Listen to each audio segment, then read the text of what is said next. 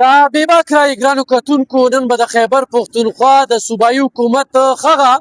مخه چې هغې باندې د کرپشن یو تور داغ لګېدلی دی خو بیا هم والله هغوی جوازونه پیدا کوي یوټوبرانو ته مواعظې ورکوي بلیک لیست کمپنو له ټیکې ورکوي نو نن ورته زه یو بله ټیکه ښیم چې 4 کالو نه زیاتو شو چې په دې باندې کار روان دی او دغه پټه یې تو کړې ده خلکو ته وایي چې په دې لار باندې مزه د حادثې ښکار کیدی شي نو کار لا مکمل نه دی او بیا یې ورته پټه لګولې ده چې دا حادثې ښکار نشي دې پل یو شمېر خلک یې مړه کړل یو شمېر خلک یې جوبل کړل او د خلکو دا تمه وه چې دا پل به جوړ شي خو نن سبا مثالونه ورکوي چې هلکه دا پل نه یا دا کار به کله مکمل کیږي د چوتي پل ته وګوره د چوتي پل چې کله مکمل شي نو بیا به فیصله کوو څوک یو منصوبې فیصله نشي کولی نو دلته کې دا پل چې کوم دی په دې چې څنګه کار پې شروع کړو نو دوباره دا کرک شو او کرک سره چې کوم دی نو کوږ شو بیا یې پټه ولګوله اوس چې کوم دی نو دې کې دا کوم سیخ چې لګېدلی دی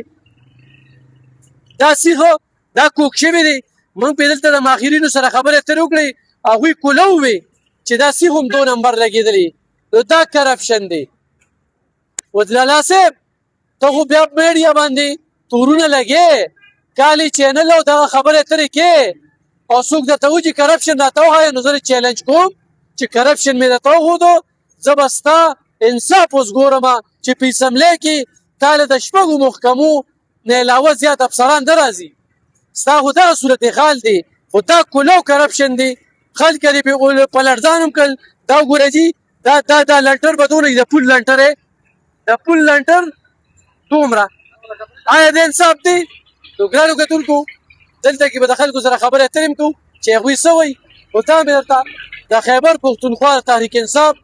د کرپشن د خیبر پښتونخوا یوه لویه منصوبه چې هغه د ځنډ ښکار ده 100 کاله شو او نه کېږي او دا غونډ چې کوم دی نو دا کرک دی دا به دوباره بیا سپړي زموږ سره بل ګرانو کتونکو دغه ټیکهدار دغه انجینیر د هغوی قابلیت چې دا دی اوس ټال دی داسې عجیبه شانتې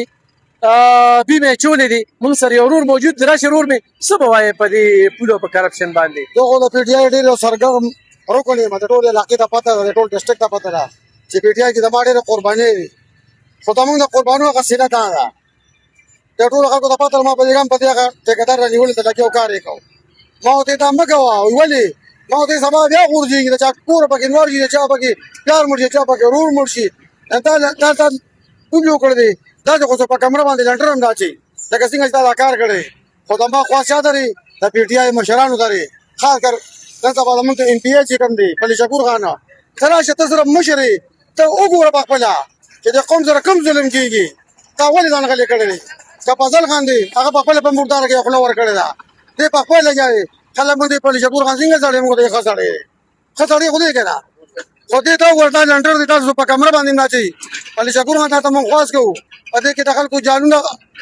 ضایع شو خلک پکې مړه شو خو تا تپوس ونه کړه ولې تا د خلکو اوټ تر کړی دی سبا به ته بیا دې اوټ له راځې د دې قوم نه به اوټ غواړې ته د خلکو تپوس نه کوې د قوم تپوس نه